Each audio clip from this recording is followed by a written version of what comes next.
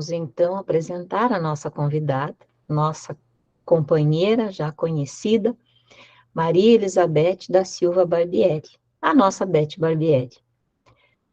Nós já sabemos, mas vamos passar então às atividades da Beth. Ela que foi nossa presidente da Félix nos anos de 2010 a 2015, também foi nossa vice-presidente de unificação nos anos de 2016 a 2021, como também diretora da área comercial da Félix. Atualmente, a Beth é colaboradora da área de formação de lideranças espíritas da vice-presidência de unificação, trabalhadora do Centro Espírita Leon Denis e do Hospital Espírita de Porto Alegre.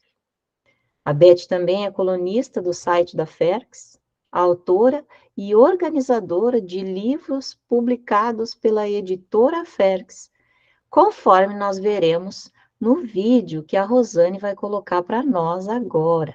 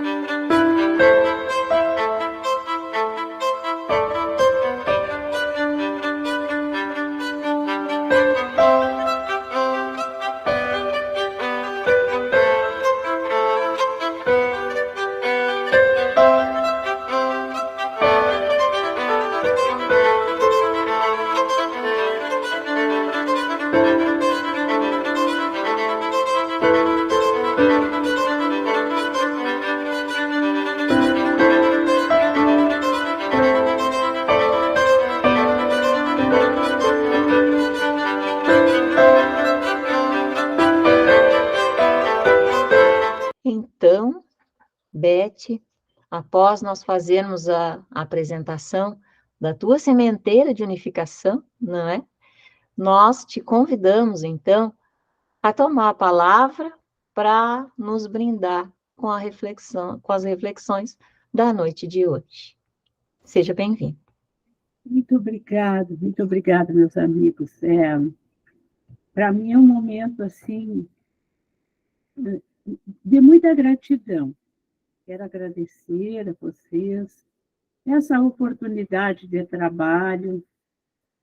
A gente fica muito feliz e tem uma grande emoção assim de encontrá-los, companheiros de tanto tempo. Muitos de nós estamos aí juntos trabalhando e nem sei, já se perde, né, na esteira do tempo, o quanto nós temos andado juntos.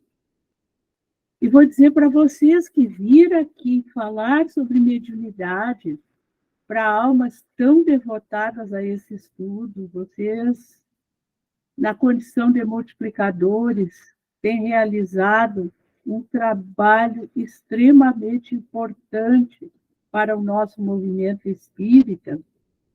Fiquei pensando assim, ir lá encontrar com essa grei de companheiros, a gente vai juntos recolher muitas inspirações da espiritualidade que deve estar amparando esse momento tão importante, né? Então, que os benfeitores amigos derramem assim sobre nós todos essas intuições, essas inspirações, para que a gente possa verdadeiramente extrair desta doutrina abençoada que é o Espiritismo, os elementos para a nossa trajetória nesses instantes tão significativos da nossa atual e de todas as demais encarnações que nós já tivemos.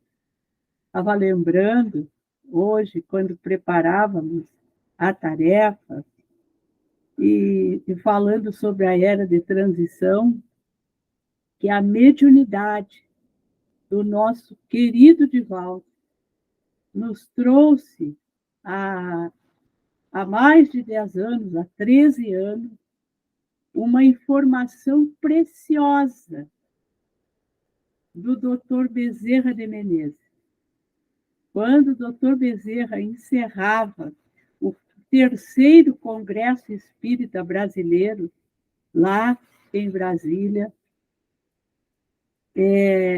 ele nos dizia, através da mediunidade do Divaldo, que desde o dia 18 de abril de 2010, nós já estaríamos vivendo na Terra um mundo de regeneração.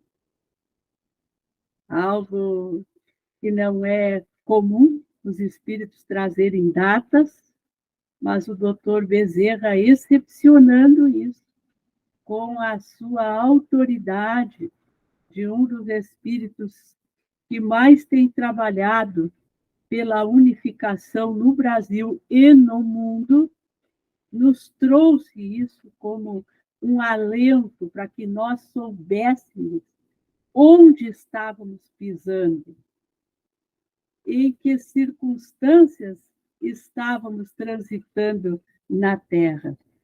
E pesquisando um pouco mais essa questão das datas, fomos verificar que também Emmanuel, através do Chico, já havia trazido no livro Plantão de Resposta esta iminência da era de transição se implantando na Terra e dizendo que até meados do século XXI estaria instaurado o clima de regeneração na Terra. Então, eu creio que, vindo isto de duas entidades de escola, através de duas mediunidades alinhadas com a proposta de Jesus, isso precisa funcionar para nós como um grande alento, como um elemento que testemunha tudo aquilo que Kardec já nos deixou escrito e descrito nas obras fundamentais. Nós precisamos compreender com clareza isso. Quando o Dr. Bezerra diz que estamos agora em um novo período, que esses dias assinalam uma data muito especial, que é a data da mudança do mundo de provas e expiações para o mundo de regeneração, isso é um chamado. É como se nós estivéssemos contemplando este horizonte, e é claro que ele também diz que a gente ia reviver os dias inolvidáveis do martirológio. Ou seja, nós estamos atravessando um período que se compara à implantação do cristianismo na Terra. Hoje o circo é outro, as feras são outras, mas o martirológio, ele permanece atual. E quando eu fui lendo as perguntas que vocês foram colocando ali, a gente sente, a gente capta exatamente esse sofrimento que nós trazemos, essas dores do testemunho. E isso Bezerra nos dizia, né? Que o testemunho de abnegação nos seria requisitado, no sentido de ajudar aqueles que ainda se comprazem em gerar dificuldades, tentando inutilmente obstaculizar a marcha do progresso. E vai se conectar muito o último parágrafo da Gênesis, quando os espíritos nos dizem que nós vivemos uma luta ferrenha, mas desigual. Porque é o presente, o futuro juvenil ainda se debatendo contra o passado retrógrado. Então, ele diz que sejamos nós aqueles espíritos espíritas que demonstremos a grandeza do amor de Jesus em nossas vidas. Isso é um convite individual, né, meus amigos? É um convite individual para que a gente olhe mais para a nossa realidade, para que a gente aborde mais os nossos conflitos, as nossas deficiências, porque é a partir do reino que está dentro de cada um que a gente consegue influenciar e transformar a realidade exterior. E quando nós falamos em mediunidade, a gente não esquece que quando Allan Kardec ele fala em O Livro dos Médiuns sobre a influência moral do médium, ele deixa muito claro, né, que a questão do fenômeno e da faculdade em si não tem nada a ver com o moral, porque ela é orgânica. Mas o uso que nós fazemos, sim.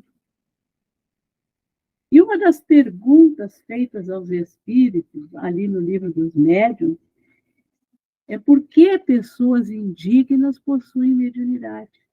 Por que ela não é dada só às pessoas dignas?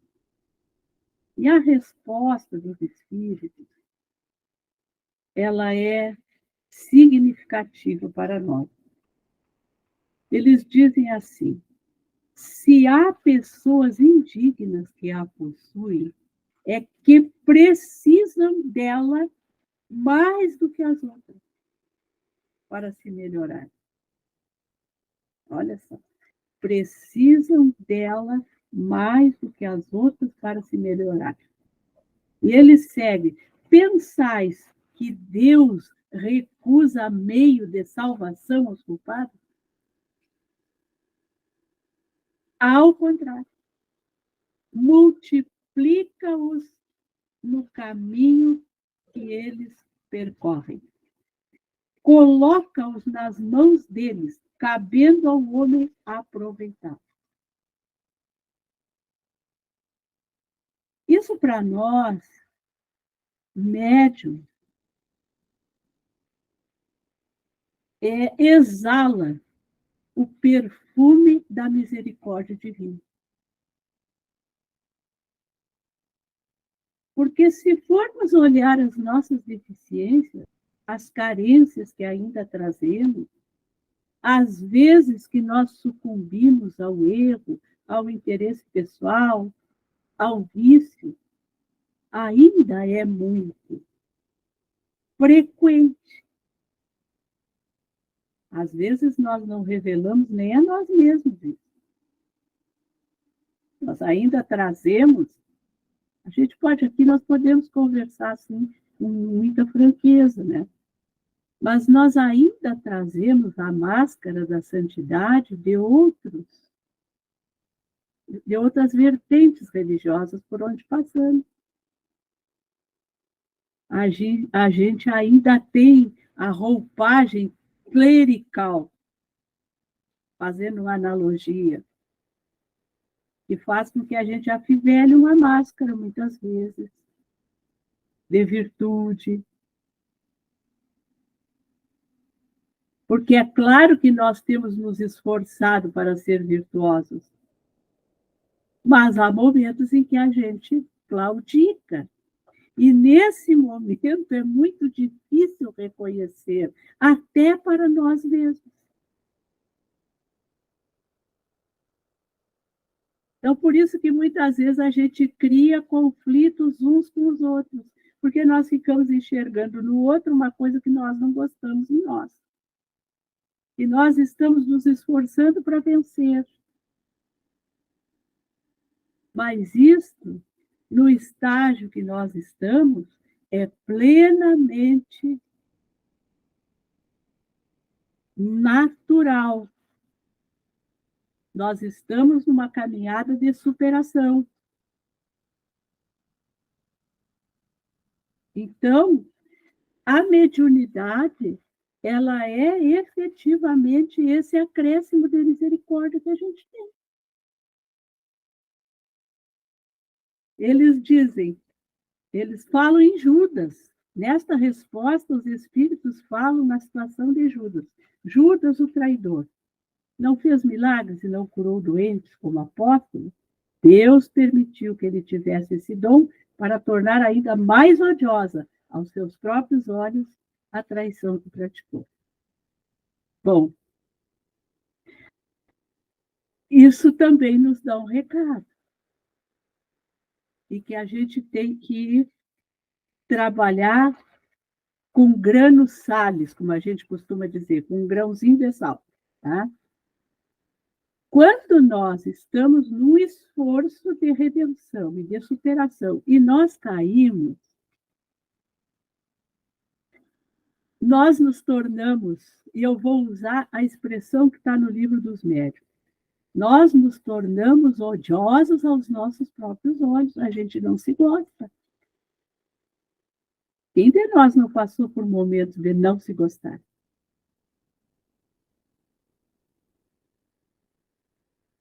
E por que a gente não se gosta? Porque a gente sabe que, estando com uma oportunidade de redenção, a gente fez escolhas que não foram boas. Mas aí é que vem a chave de tudo isso. Ao não nos gostarmos, ou usando a palavra, a expressão que está no livro dos médiuns, odiando a nossa postura, a gente precisa utilizar isso como impulso para retomar o caminho, e não para retornar ao erro, e não para estagnar. Que dói muito. Quando a gente erra e cai, dói muito, porque nós já temos conhecimento disso.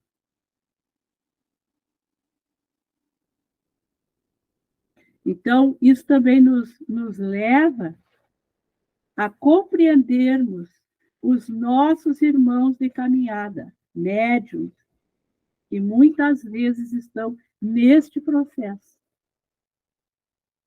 de distanciamento da lei e sofrendo por isso. Às vezes não revelam. Às vezes a máscara está bem afiveladinha, mas o sofrimento existe. Então, é uma reflexão que a gente traz. E eles dizem também, os espíritos, que aqueles médiuns que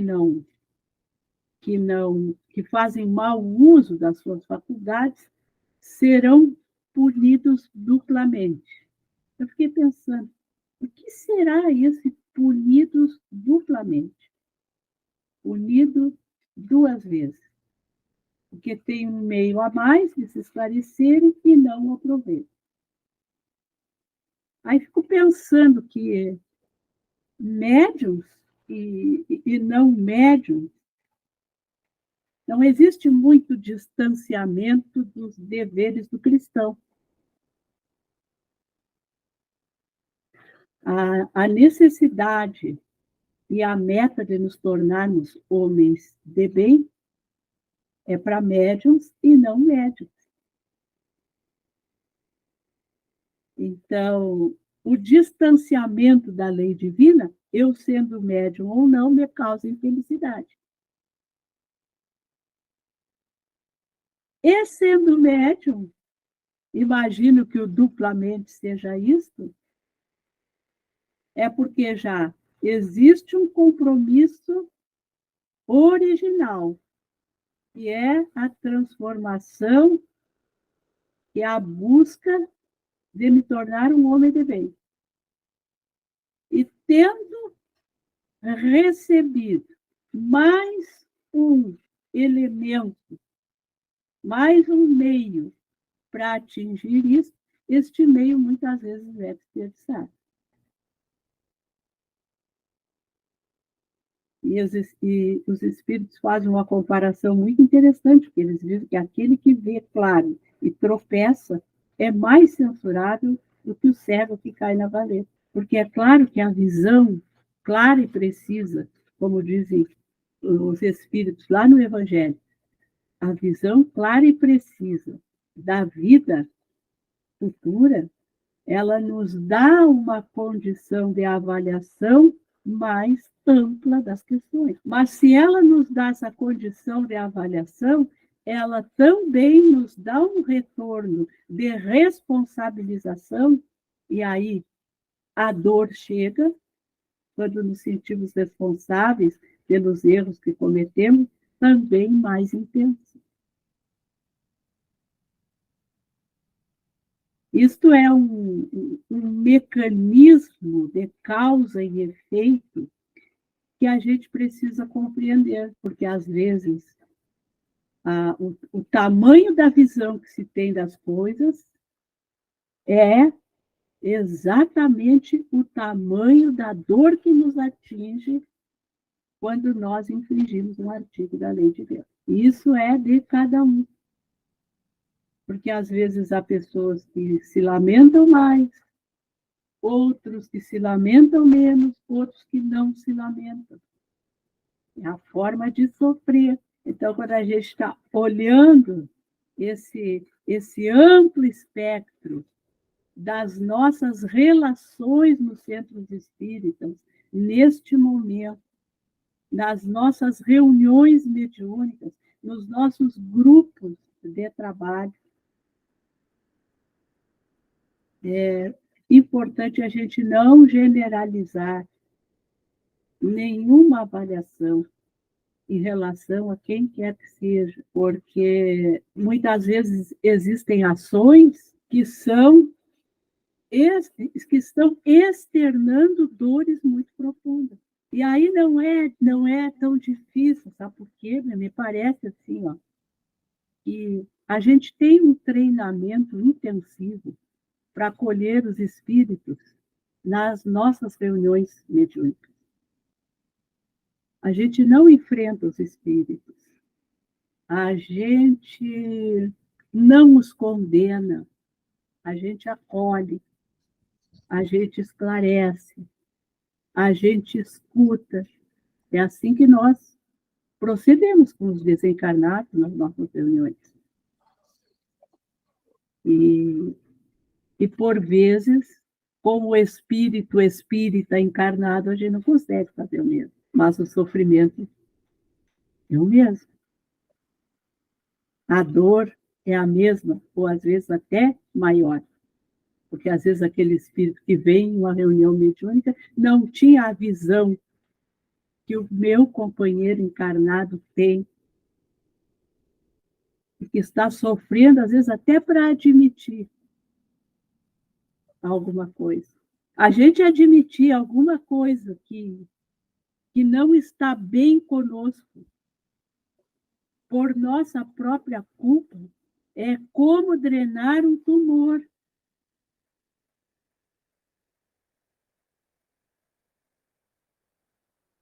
E há muito poucos bisturis preparados para isso. Pensemos nisso, meus amigos.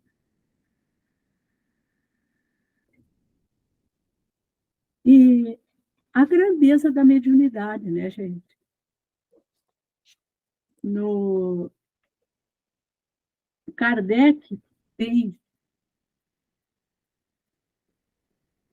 uma frase no Livro dos Médiuns que diz assim: não creiais que a faculdade mediúnica seja dada apenas para a correção de uma ou duas pessoas. O objetivo é mais alto. Olha aí. Trata-se da uma inteira.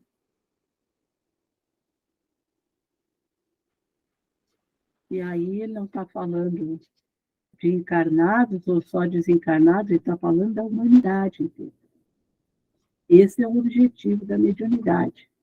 um médium, eu gosto muito disso aqui, é um instrumento que, como indivíduo, tem pouca importância.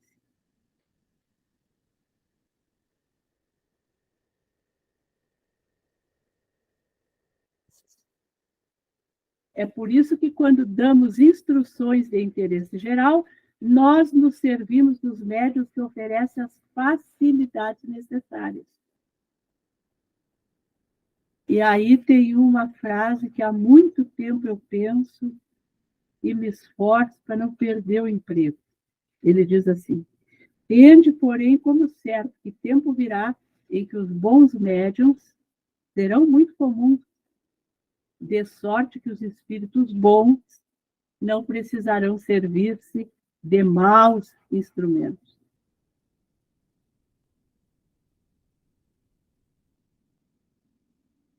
Então, me parece assim que a gente tem a importância que nós, cada um de nós, tem como médium, é se colocar a serviço da humanidade.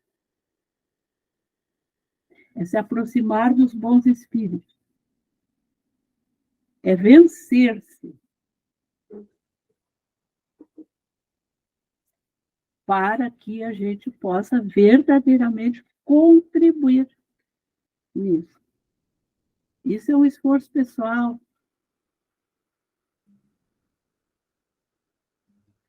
Nós vivemos em um contexto em que tudo corre ao contrário daquilo que uma mediunidade com Jesus nos propõe. A gente vive num mundo de liquidez, num mundo volátil. Mediunidade requer disciplina, requer estabilidade, requer perseverança. Nós vivemos num mundo de incertezas. A mediunidade requer que nós tenhamos certeza das nossas convicções, dos nossos princípios.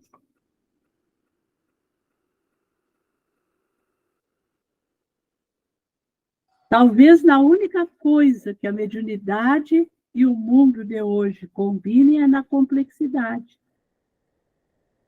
Mas o mundo é complexo porque ele tem várias óticas e vertentes para analisar os fatos. A mediunidade só tem uma, Kardec.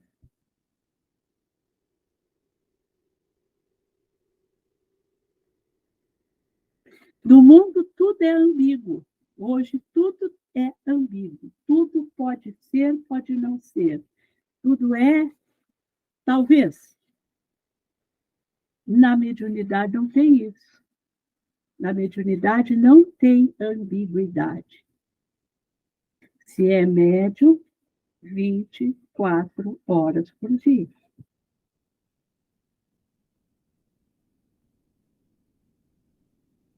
Então, é verdadeiramente um debruçarmos-nos sobre uma doutrina científica, filosófica, que veio nos trazer diretrizes, balizas, e que diariamente a gente precisa ir compreendendo. E nos pacificando para que a gente possa fazer o melhor. E entendendo, sobretudo, que o maior fenômeno mediúnico hoje, dos nossos dias, é o fenômeno moral. Nosso, não é do outro. Não é do outro.